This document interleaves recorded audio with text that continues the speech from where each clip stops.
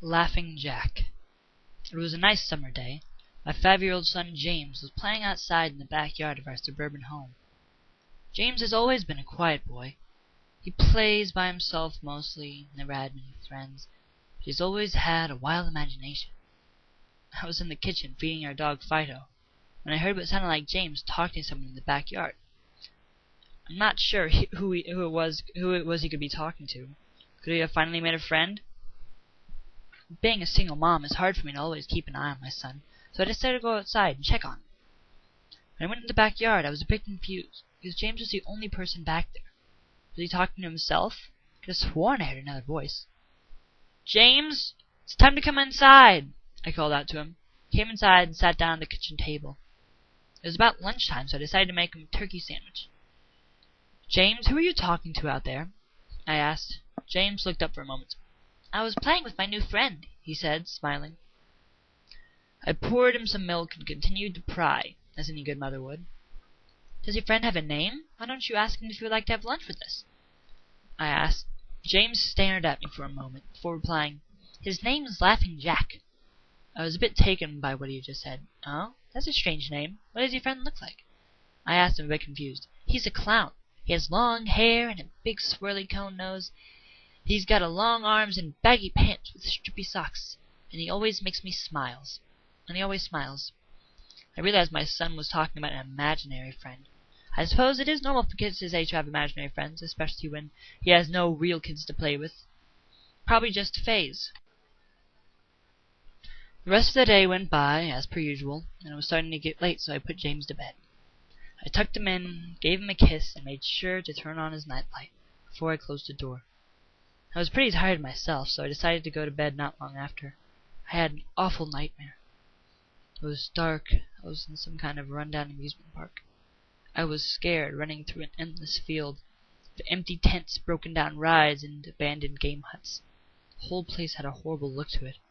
Everything was black and white. The prized stuffed animals all hung from nooses in the game huts, all with sick grins stitched on their faces. I felt like the whole park was looking at me, even though there wasn't another living thing in sight. Then suddenly I began to hear music. The sound of Pop Goes the Weasel being played on a squeeze box echoed through the park. It was hypnotizing. I followed its tune to the circus tent, almost in a trance, unable to stop my legs from moving forward.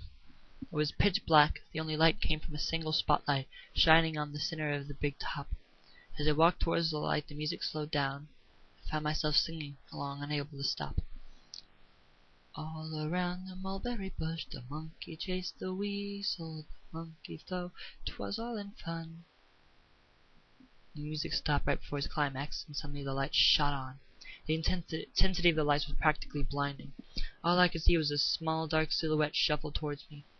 Then another one appeared, and another, and another. There were dozens of them, all coming towards me. I couldn't move, my legs were frozen. All I could do was watch as the haunting figures drew nearer. As I got closer I could see. They were children. As I looked at each one, I noticed they were all horribly disfigured and mutilated. Some had cuts all over their bodies, others were severely burnt, and others were missing limbs, even eyes. The children enveloped me, clawing at my flesh, dragging me to the ground, and tearing inside me. As the children tore me apart and I faded away, all I could hear was laughter. Horrible, awful, evil laughter. I woke up the next morning in a cold sweat. After taking a few deep breaths, I looked over and saw a few of James's action figures were positioned facing me on top of my nightstand. I sighed. James had probably woken up early and put these here. I gathered up the toys and made my way to James's room. However, when I opened the door, James was sound asleep. I just shrugged and placed the toys back in his toy box and headed out to the living room. A little while later, James woke up and made his breakfast. He was quiet and seemed a bit groggy. Perhaps he didn't sleep well either. I decided to ask him about the toys. "James, honey, did you put the toys in Mommy's room this morning?" His eyes shot up for me a moment, and then he quickly glanced back at his cereal. "Laughing Jack did it." I rolled my eyes and responded, "Well, you tell Laughing Jack to keep the toys in your room." James nodded and finished up his breakfast, then decided to go play outside in the backyard. I went to relax in the living room, and I must have dozed off because I woke up a couple hours later. Shit, I need to check on James. I was a bit worried. It had been over 2 hours and I hadn't checked on him. I stepped out in the backyard, but James wasn't there anymore. I was getting nervous, so I called out to him, "James! James, where are you?" Just then I heard a giggle come from the front yard. I rushed through the gate to the front of the house. James was sitting on the sidewalk. I breathed a sigh of relief and walked over to him. "James, how many times have I told you to stay in the backyard?"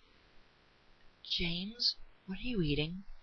James looked up at me and reached into his pocket and pulled out a handful of hard candies in all colors. This made me very nervous. "James, who gave you that candy?" James just stared at me, not speaking. "James, please tell Mommy where you got that candy." James hung his head down and said, "Laughing Jack gave it to me." My heart sunk. I kneeled down to look him in the eye. "James, I've had enough of this damn Laughing Jack thing. He's not real. Now this is a very serious situation, and I need to know who gave you that candy."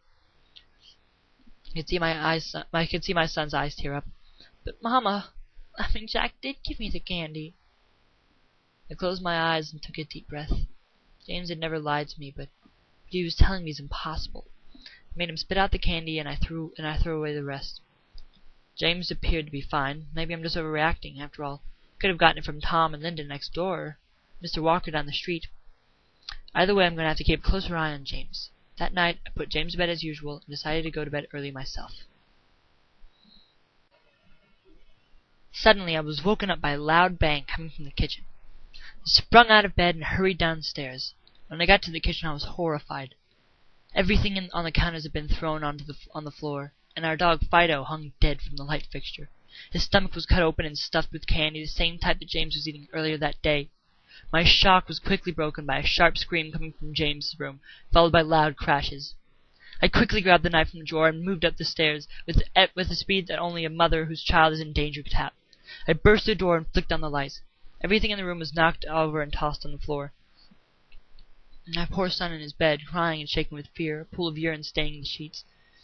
I scooped my child up and ran out of the house and went next door to Tom and Linda's house. Luckily, they were still awake. They let me use their phone and called the police. It didn't take long for them to arrive, and I explained what happened. They looked at me as if I was crazy. They searched the house, but all they found was a dead dog and 2 trashed rooms. The officer told me that somebody had probably gotten into the house and done this right before making a quick escape when they heard me coming up the stairs. I knew it wasn't true. All the doors were locked and none of the windows were open. Whatever was in my house didn't come from outside. The next day, James stayed inside. I didn't want to leave my sight. I went into the garage and found his old baby monitor and set it up in his room. If anything comes into his room tonight, I was going to be able to hear it. I went to the kitchen and grabbed the largest knife from the drawer and put it on my nightstand. Imaginary friend or not, I'm not letting anything hurt my boy. Soon enough, night came. I put James to bed. He was afraid, but I promised that I wasn't going to let anything happen to him. I tucked him in, gave him a kiss, and turned on the nightlight before closing the door. I whispered to him, "Good night, James. I love you."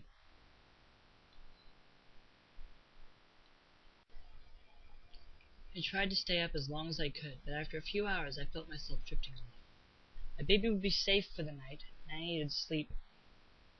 Just as I lay my head on the pillow, I heard a soft noise come from the baby monitor I had on my nightstand. At first it sounded like interference, like a radio would make. Then it turned into a soft moan. Was James asleep? And I heard it. The laugh from my nightmare. That horrible laugh. I sprung up from bed and grabbed the knife from under my pillow. I raced over to James' room and I creaked the door open. I tried the light switch, but it wouldn't come on. I took a step and I could feel the warm, thick liquid on my feet. Suddenly James' nightlight came on, and I could see the absolute horror laid out in front of me. James's body was nailed on the wall, nails piercing through his hands and feet. His chest was cut wide open and his organs hung down to the floor. His eyes and tongue had been removed along with most of his teeth. I was disgusted. I could hardly believe this was my baby boy. Then I heard it again. Soft, desperate moans. James was still alive. My baby, my poor baby, in so much pain, barely clinging to life. I ran across the room and vomited on the floor, but my sickness was interrupted by a horrible cackle coming from behind me. I spun around while still wiping bile from my mouth. Now the shadows emerged the fiend responsible for all this horror. Laughing Jack. His ghost-white skin and matted black hair hung down to his shoulders. He had piercing white eyes surrounded by dark black rings. His twisted smile revealed a row of sharp, jagged teeth, and his skin didn't look like skin at all. It looked almost like rubber or plastic. He wore a patchy black and white clown outfit, with striped sleeves and socks. His body itself was grotesque, his long arms hanging down past his waist, and the way he poised made himself look almost boneless, like a rag doll. He let out a sickening laugh as if to let me know he was pleased with my reaction to his work. Then he turned around slowly in front of James and began to laugh even more. The horrific sight he has laid out. That was enough to shake me from my terror. I snapped, "Get away from him, you bastard!" I rushed at the monster, raising my knife above my head and stabbed down at him. But as soon as the knife touched him, he disappeared in a cloud of black smoke. The knife passed right through him and pierced James' still beating heart, splashing the warm blood on my face. Oh, what have I done? My baby. I killed my baby. I immediately fell to my knees, and I could hear sirens in the distance growing louder. My boy, my sweet baby boy.